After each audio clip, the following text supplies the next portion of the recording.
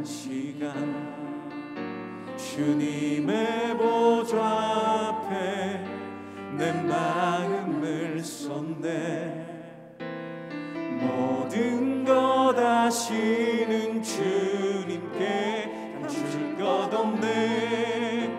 내 맘과 정성 다해 주 바라나이다.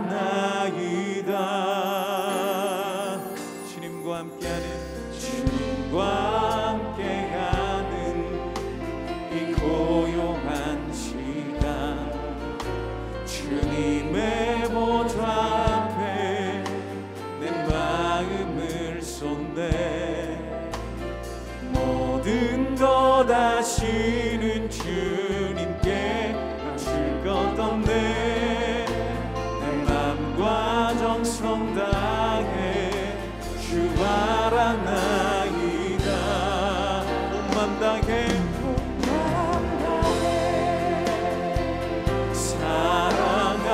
사랑합니다. 온 맘 다해 주 알기 원하네. 내 모든 삶 당신 것이니 주만 섬기리.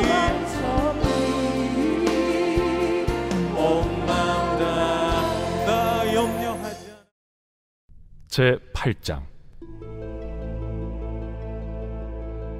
지금 우리가 하는 말의 요점은 이러한 대제사장이 우리에게 있다는 것이라.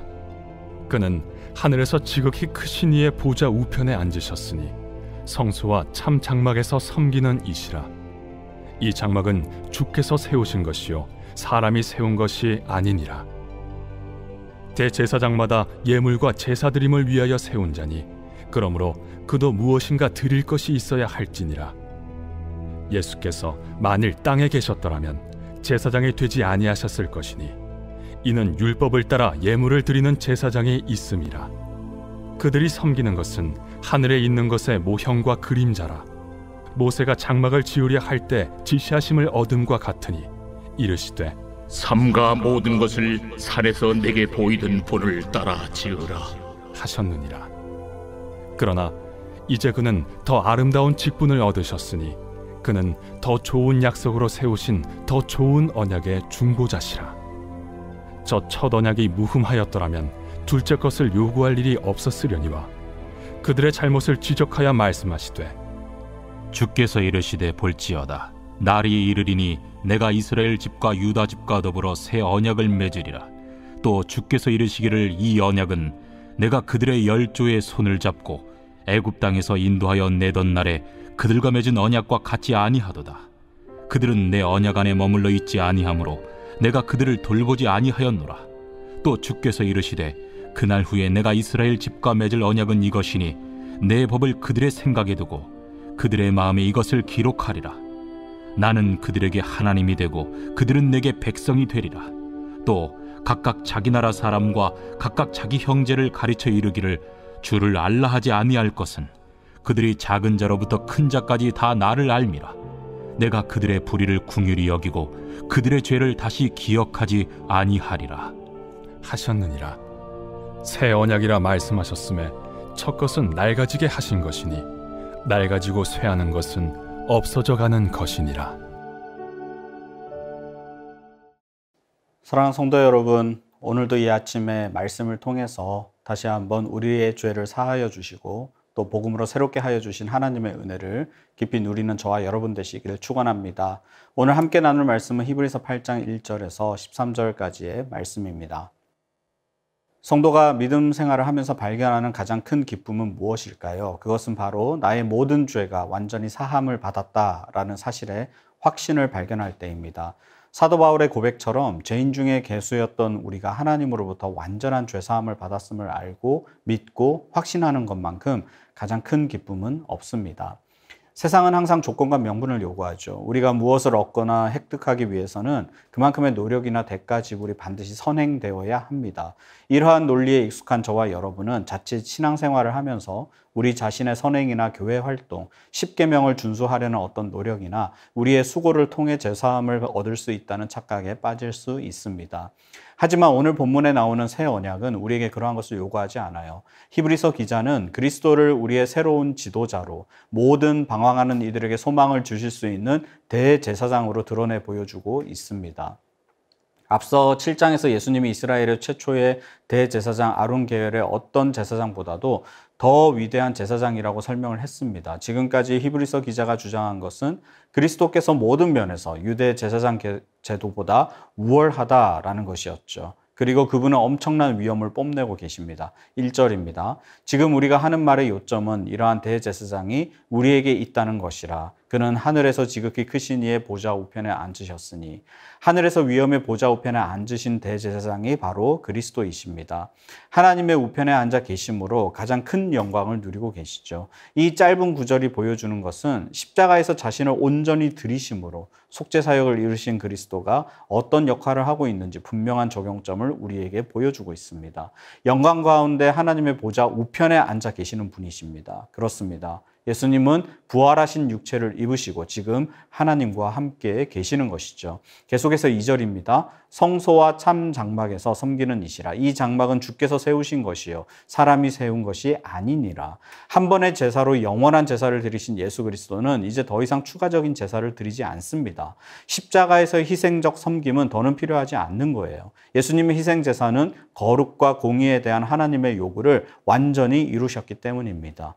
이제 예수 그리스도는 성소와 참 장막에서 섬기고 계세요. 지상에 있는 불완전한 예배 처소가 아닌 완전한 예배 처소인 저 천국의 하나님 존전에서 하나님과 동일한 보좌에 앉으시고 그분께 예배드리고 당신의 백성들, 새 언약 안에 있는 그리스도인들의 필요를 아뢰는 섬김을 감당하고 계십니다. 즉 그리스도는 희생적 사역을 완수하셨고 지금은 하나님 앞에서 그의 백성들을 위해 기도하는 것이 그리스도가 섬기는 사역입니다. 너무 가슴 벅찬 구절이지 않습니까? 우리가 이 땅에서 기도할 때 비록 아직은 완전하지 않은 불완전한 기도의 자리 예배초소지만 이곳에서 올려드리는 기도가 하나님 보좌 우편에 앉으신 그리스도로 말미암아 하나님께 아뢰게 된다고 하니까 정말 우리의 기도는 하늘의 보좌를 움직이는 능력과 권능의 기도임을 깨닫게 됩니다.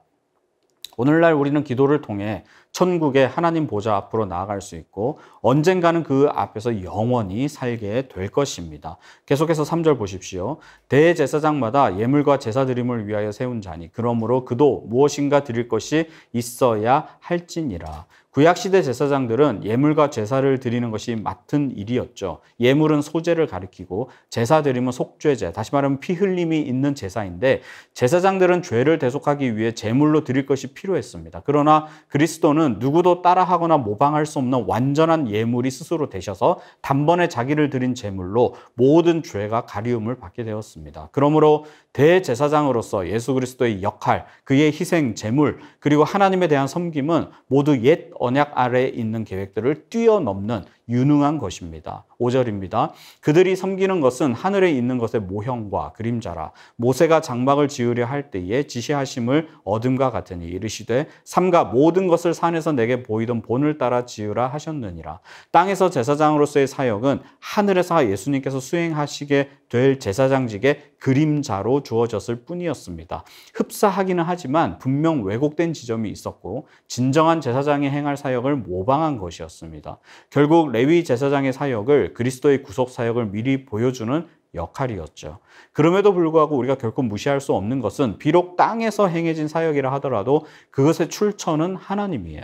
출애굽기에서도 나타나듯이 하나님은 장막에 대한 아주 구체적인 지시를 하셨습니다. 사소한 것 하나까지 분명하게 하나하나 명령을 하셨어요. 불완전한 그림자라 하더라도 모세의 지도하에 지어진 최초의 성소를 통해 하늘의 실제를 바라보도록 이끌어 주셨습니다. 하지만 하나님께 나아가는 방법 중에서 그리스도께서 열어놓으신 방법이 구약에서 제시한 방법보다 훨씬 우월하다라는 점에서는 이견이 없습니다. 결국 우리는 하나님께 나아가는 방법, 유일한 한 가지 그리스도를 따르는 것입니다. 6절부터 8절입니다. 그러나 이제 그는 더 아름다운 직분을 얻으셨으니 그는 더 좋은 약속으로 세우신 더 좋은 언약의 중보자시라. 저 첫 언약이 무흠하였더라면 둘째 것을 요구할 일이 없었으려니와 그들의 잘못을 지적하여 말씀하시되 주께서 이르시되 볼지어다 날이 이르리니 내가 이스라엘 집과 유다 집과 더불어 새 언약을 맺으리라. 6절에 보면 언약의 중보자라고 나오는데 언약은 두 당사자 간에 보장된 합의를 가리키는 것으로서 양자 모두에게 이익이 되는 내용을 담고 있습니다. 그런데 만약 한쪽이라도 그 계약 내용을 위반하면 그 언약은 파기되죠. 구약의 율법이 그러하죠. 옛 언약은 사람들이 지켜야 할 의무사항을 따르지 못했습니다. 즉 율법을 지키지 못했기 때문에 파기됐어요. 율법 자체에 흠이 있었기 때문이 아니고 율법 아래에 있는 인간에게 결점이 있었기 때문에 그렇습니다. 율법은 죄를 드러내기는 했지만 뭘 못했어요? 죄를 제거해 주지는 못했어요. 율법 자체는 죄인을 의롭게 할 수도 구원할 수도 없습니다. 그래서 7절에서와 같이 둘째 것을 요구받게 되었죠. 누구입니까? 예수 그리스도. 그래서 예수님은 이 새 언약의 중보자로 명명합니다. 새로운 언약은 새로운 중보자를 필요로 해요. 이 중보자는 양측 이해 당사자가 지켜야 할 언약 사항들을 성취할 수 있도록 보장하기 위해 양측 모두를 조율하는 그러한 존재입니다. 대제사장이시며 변론자이신 예수님은 하나님이 우리를 영접하시는 것을 보장하시고 우리의 죄를 위해 자기를 희생하신 예수님은 우리가 하나님 앞에서 용납받는 존재가 되도록 보장해 주시는 것입니다. 6절에 나오는 표현대로 더 좋은 약속, 다시 말하면 새로운 언약은 죄의 용서와 하나님과의 관계에 그 초점을 맞추고 있는 거예요. 이제 저와 여러분은 옛 언약 아래 있던 성도들보다 더 실제적인 유익을 누리게 된 것입니다. 하나님의 임재가 저 구약 성도들보다 훨씬 실제적인 것으로 되었습니다. 우리가 믿을 때에 예수의 영, 다시 말하면 우리를 돕는 자로 보내시겠다고 약속하신 성령께서 우리와 항상 함께 하심으로 우리는 하나님의 임재를 더 강력하게 경험하게 되었습니다.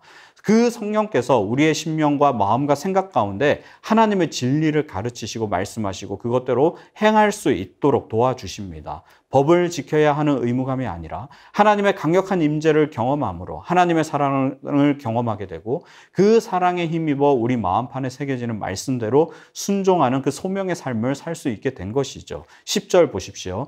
또 주께서 이르시되 그날 후에 내가 이스라엘 집과 맺을 언약은 이것이니 내 법을 그들의 생각에 두고 그들의 마음에 이것을 기록하리라. 나는 그들에게 하나님이 되고 그들은 내 백성이 되리라.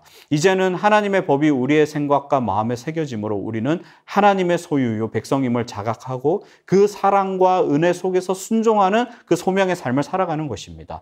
옛 언약의 백성들보다 훨씬 실제적이면서 능력 있는 새 언약의 백성들이 바로 저와 여러분인 것이죠. 어떻게 이게 가능해졌습니까? 대제사장이신 예수 그리스도로 말미암아 이 모든 것이 가능해졌습니다. 이제 그로 거룩한 소명을 받은 저와 여러분은 성직의 개념이 달라졌어요. 세속이냐 거룩이냐 구분이 사라졌습니다. 우리가 어떤 직업을 가지고 있던 우리는 내가 있는 그 자리에서 하나님의 사역을 이루고 확장해가는 언약의 백성이 된 것입니다.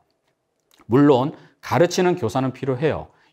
그러나 이제 더 이상 제사장이냐 아니냐 이러한 구분은 무의미해졌다라는 것입니다. 저와 여러분은 하나님의 법이 즉 전인격, 즉 마음과 생각에 새겨져 있는 그 모든 곳에서 하나님 나라와 의를 선포하는 거룩한 사명자로 이 역동적인 사역에 부르심을 입은 소명자들인 것입니다. 이제 생각과 마음의 변화를 받은 저와 여러분이 온전히 우리 삶을 그리스도께 내어 맡길 때 성령께서는 우리 안에 하나님께 순종하고자 하는 그 소원을 부어주시는 것입니다. 그럼에도 불구하고 여전히 우리의 죄 문제를 해결하기 위해 관용, 선행, 윤리, 도덕, 신앙의 경륜과 연수 이런 것들을 내세운다면 여전히 우리는 새 언약의 시대 속에서 옛 언약을 창출해가며 살아가는 그런 시대착오적인 사람이 되는 것이죠. 만약 내가 신앙인으로서 매주일마다 온 가족들과 함께 예배에 교회에 출석해야겠다는 것으로 만족하고 그 일에만 매달린다면 우리는 여전히 옛 언약 안에 머무른 사람입니다. 이러한 모습에서 무슨 역동성을 우리가 발견할 수 있겠어요? 성령께서는 우리에게 그리스도의 말씀을 기억나게 하시고 우리의 양심이 활동하게 하시며 우리에게 순종하고자 하는 그 소원을 반드시 주셔요. 그래서 새로운 마음을 소유하고 그 마음으로 하나님과 친밀한 관계를 누리게 되는 것입니다. 아울러 하나님을 아는 지식을 더 풍성하게 제공합니다. 11절입니다. 또 각각 자기 나라 사람과 각각 자기 형제를 가르쳐 이르기를 주를 알라 하지 아니할 것은 그들이 작은 자로부터 큰 자까지 다 나를 알미라. 새 언약은 인간과 하나님 사이의 새로운 친밀한 관계를 형성하게 됨으로써 더 이상 제사장의 중재를 통해 하나님의 말씀을 전달받을 필요가 없습니다. 새 언약에서는 모든 성도가 다 제사장이기 때문에 모든 성도가 그 마음에 살아계신 하나님의 실제를 소유하게 됨으로써 성경에 말씀하신 하나님의 약속들을 이해할 수 있게 된 것입니다. 즉 성령의 조명하심으로 우리는 더 깊은 계시의 말씀을 이해할 수 있게 된 것이죠. 또한 새 언약은 우리에게 완전한 죄의 용서를 선포합니다. 12절입니다. 내가 그들의 불의를 긍휼히 여기고 그들의 죄를 다시 기억하지 아니하리라 하셨느니라. 이제 우리는 하나님과의 사이에서 그 어떤 장벽도 장애물도 제거되었습니다. 오늘도 새 언약의 백성으로서 그리스도께 나아가 그가 우리를 위해 하신 희생 사역과 지금도 영광 가운데 보좌 우편에서 우리를 위해 중보하는 그 섬김을 기억하시면서 믿음으로 걸어서 갈 수 있기를 소망합니다. 하나님과 친밀한 관계 속에서 우리의 소명을 다시 확인하고 맡겨주신 사명의 길을 순종하며 걸어가는 능력의 종들 되시기를 주님의 이름으로 축원합니다. 이 말씀을 생각하며 다음 기도 제목들을 함께 읽고 기도하겠습니다. 예수 그리스도를 통해 우리의 모든 죄를 사하여 주신 하나님의 은혜에 감사하게 하소서. 옛 언약으로 돌아가려는 나의 의로움을 제거하여 주시고 중보자 예수 그리스도를 통해 하나님과 친밀한 관계를 누리게 하소서. 성령 충만하게 하시고 우리의 마음과 생각에 새겨주시는 말씀대로 순종하는 사명자가 되게 하소서. 이어서 이번 주에는 영아부, 유년부, 초등부, 소년부 성경학교가 있습니다. 다음 기도 제목을 읽고 진행되는 미준팀 성경학교를 위해 함께 기도하겠습니다. 영아부 여름 성경학교가 복음 쏙쏙, 믿음 쏙쏙이라는 주제로 진행이 됩니다. 아이들이 복음을 이해할 수 있는 언어로 전해지고 아이들과 부모님들이 복음을 깨닫고 변화되는 역사가 일어나게 하소서. 유년부 성경학교를 준비하는 사역자와 선생님들에게 성령의 충만함을 주시고 유년부 온 가정이 성경학교를 기대하고 기도로 준비하고 가족 구성원 모두 예수님을 만나게 하소서. 초등부 성경학교의 준비부터 마무리하는 모든 시간이 주 안에서 아름다운 교제와 축복의 시간이 되게 하시고 모든 이들이 함께 살아나고 함께 회복되는 역사가 있게 하소서. 소년부 성경학교 중에 진행되는 모든 예배와 프로그램 가운데 함께하여 주셔서 하나님께서 주시는 은혜로 잘 준비하게 하시고 잘 진행하여서 하나님께서 공급하시는 은혜와 기쁨이 충만한 여름 성경학교가 되게 하옵소서. 다 같이 기도하시겠습니다.